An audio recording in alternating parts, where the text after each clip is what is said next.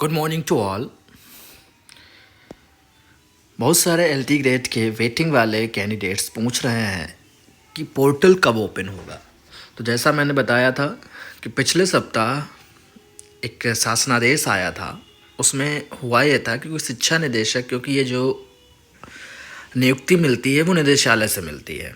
जैसे सभी को पता है, एलटी ग्रेड में जो जीआईसी में भर्ती होती है तो उसमें जो एग्ज़ाम कराता है वो लोक सेवा आयोग कराता है। लोक सेवा आयोग का सिर्फ इतना काम होता है कि वो एग्ज़ाम कराता है। एग्ज़ाम कराने के बाद आप जो डीवी कराते हैं, तो जब आपके डॉक्यूमेंट वेरिफिकेशन हो जाता है फिर वो सारी फाइल निदेशालय भेज देता है, क्योंकि फिर वो पूरा प्रोसेस आगे का शिक्षा निदेशालय कराता है।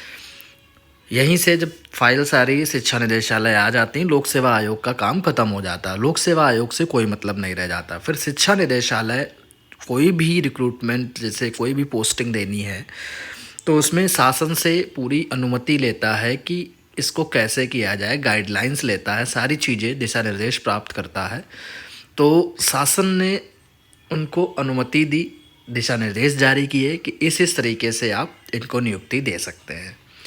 अब शिक्षा निदेशक महोदय का लेटर आना बाकी है। लेटर में यही होगा डेट शेड्यूल कि कब से कब तक आप विकल्प देंगे, क्या उसके स्टेप्स रहेंगे, क्या चीज़ें रहेंगी, यही आना बाकी रह गया है और वो आज या कल आ जाएगा।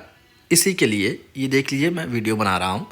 जो न्यूज़ है वो न्यूज़ ये है कि अभी इसमें ये आज की न्यूज़ है, राजकीय विद्यालयों में चयन के 16 महीने बाद 416 सहायक अध्यापकों और लगभग 22 प्रवक्ताओं की तैनाती का रास्ता साफ हो गया है। शासन के विशेष सचिव उमेश चंद ने माध्यमिक शिक्षा निदेशक डॉक्टर महेंद्र देव को मानव संपदा पोर्टल के माध्यम से ऑनलाइन पदस्थापन के संबंध में निर्देश भेजे हैं। इस नियुक्ति प्रक्रिया के लिए शिक्षा निदेशालय स्तर पर अपर शिक्षा निदेशक राजकीय की अध्यक्षता में 4 सदस्यीय समिति का गठन किया गया है। यह समिति चयनित शिक्षकों के अभिलेखों का 7 दिन में परीक्षण कर पदस्थापन की कार्यवाही करेगी। ऑनलाइन विकल्प लेने के संबंध में जल्द गाइडलाइन जारी होगी। राजकीय विद्यालयों में एलटी भर्ती परीक्षा 2018 में अवशेष श्रेष्ठता सूची से 8 विषयों के चयनित 416 अभ्यर्थियों का परिणाम उत्तर प्रदेश लोक सेवा आयोग ने 28 जून 2023 को घोषित किया था। 17 से 25 जुलाई तक चयनित अभ्यर्थियों का अभिलेख सत्यापन कराया गया और सितंबर अंत तक सभी अभ्यर्थियों की फाइल माध्यमिक शिक्षा निदेशालय को भेजी गई।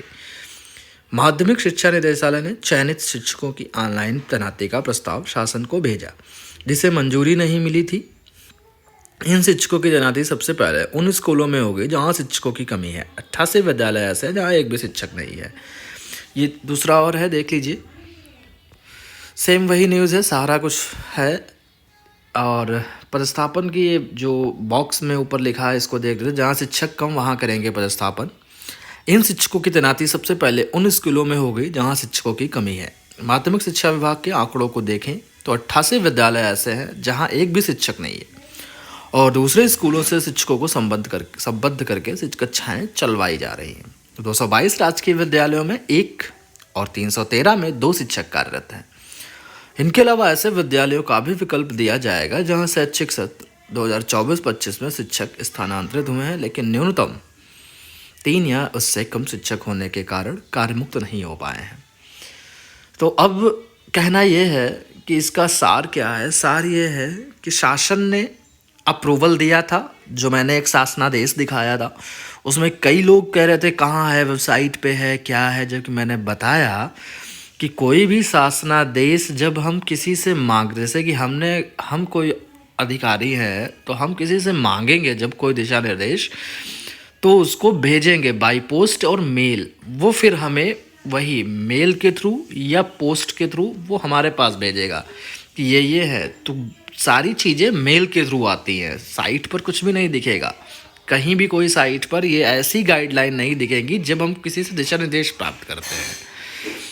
जब कोई पब्लिक ऑर्डर होगा, जैसे ये पब्लिक ऑर्डर नहीं था, ये एक्चुअली क्या था, शिक्षा निदेशालय ने शासन से अनुमति मांगी थी तो उन्होंने मेल किया उनकी मेल आईडी पर।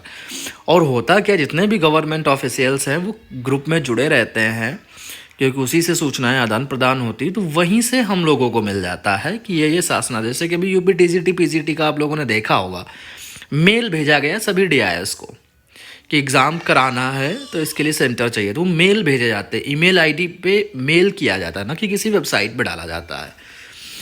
जो लोग सेवा में होंगे बेहतर समझते होंगे कि कैसे चीज़ें होती हैं। हर चीज़ साइड पे नहीं आती है, वेबसाइट पे सिर्फ पब्लिक नोटिस आती है, सारी चीज़ें नहीं आएंगी। तो जो मेल के थ्रू उनको दिशा निर्देश जारी किए कि ऐसे ऐसे पदस्थापन करिए आप, कि सबसे पहले यहाँ पर दीजिए श्रेणी 1, उन 5 तरीके की श्रेणियाँ बनाई और इसमें विद्यालय की बात करी कि इस तरीके से देंगे, वरीयता कैसे होगी ये निर्धारित करेंगे। पूरी दिशा निर्देश, मतलब अप्रूवल मिल गया, ऐसे समझ लिया शासन से हरी झंडी मिल गई कि हाँ इनकी नियुक्ति करी जाए। अब पूरा जैसा कि देखा होगा इसमें लिखा है कि 4 सदस्यीय समिति का गठन किया गया है, यानी 4 मेंबर बनाए गए हैं। वो जब आप ऑनलाइन पदस्थापन के लिए विकल्प देंगे तो विकल्प में ऐसे भी लोग होंगे जो दिव्यांग होंगे या जिनके हस्बैंड या वाइफ सर्विसमैन होंगे, ये तमाम उसमें वरीयता दी गई हैं, महिलाएं हैं। तो वो जब कोई ऐसा सर्टिफिकेट उसमें अपलोड करेंगे, उनको अपलोड करना होता है अपनी मतलब रिजर्वेशन जो भी क्लेम कर रहे हैं, अपनी कैटेगरी जो भी क्लेम कर रहे हैं, तो वो वहाँ पर देना होगा। तो उनको वरीयता दी जाएगी, उनको पहले प्रेफरेंस दी जाएगी, उनको पहले अलॉट किया जाएगा कोई भी विद्यालय जो वो देंगे विकल्प में। तो उसकी स्क्रूटनी होगी कि भाई इनका सही है नहीं है क्या है, तो उसी के लिए ये किया गया है। तो संभवतः आज या कल में, संभवतः में मतलब 99% आज या कल में आप लोगों को पूरा शेड्यूल देखने को मिल जाएगा। शेड्यूल का मतलब पूरी विज्ञप्ति आएगी जिसमें लिखा होगा कि आप, जैसे आज अगर हम बात करें 18 तारीख है, तो अगर 19 से शुरू होता है तो उसमें लिखा होगा कि ये लिंक एक्टिवेट कर दिया जाएगा 19 से, मतलब अगर कल आती है तो 20 से या 22 से आपको विकल्प देना है। उसमें भी आपको 3 दिन का समय मिलेगा, ज़्यादा नहीं, विकल्प देने का सिर्फ 3। वैसे कम कैंडिडेट है, हो सकता है 2 ही दिन का दें, क्योंकि जब हम लोग थे तब ज़्यादा थे, तब 3 दिन का समय दिया था। तो उसमें 2-3 दिन का समय आपके पास रहेगा कि जैसे 22 को अगर 22 से शुरू होता है तो 3 दिन 25 तक आप लोग विकल्प देंगे। विकल्प देने के बाद फिर उसमें आगे डेट ये भी है कि जो विकल्प देने के बाद जब आप लॉक करेंगे तो उसके बाद जो डॉक्यूमेंट है उनकी स्क्रूटनी करी जाएगी, उसमें 7 दिन का समय लगेगा।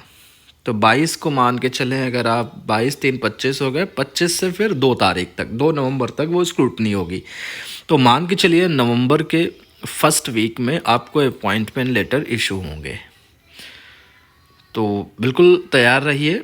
और विकल्प देने के लिए पब्लिक नोटिस और विज्ञप्ति जिसे हम कहते हैं, वो आज या कल में आपको देखने को 99% मिलेगी कि पूरा उसमें दिया होगा कैसे कैसे आप लोग करेंगे, पूरी गाइडलाइन दी होगी, पूरा उसमें डेट वाइज दिया होगा, इस डेट से इस डेट तक आप विकल्प देंगे, इस डेट से इस डेट तक स्क्रूटनी होगी, फिर इस डेट से इस डेट तक वो आपको आप पोर्टल से डाउनलोड कर सकते हैं। ठीक है, तो ये पूरी जानकारी है, स्टेप बाय स्टेप मैंने बता दिया है। बाकी अगर कुछ मॉडिफिकेशंस होते हैं, जैसे कि पहले जैसे होता आया, मैंने उसके अकॉर्डिंग बताया है। अब विज्ञप्ति जब इनकी आएगी उसमें कुछ अगर नया होगा कैसे करना है तो वो मैं अपडेट लेकर आऊँगा। तो तैयार रहिए, नियुक्ति होने वाली है। बाकी आगे क्या क्या कैसे करना है हम बताते रहेंगे आपको। मिलते हैं नेक्स्ट वीडियो में।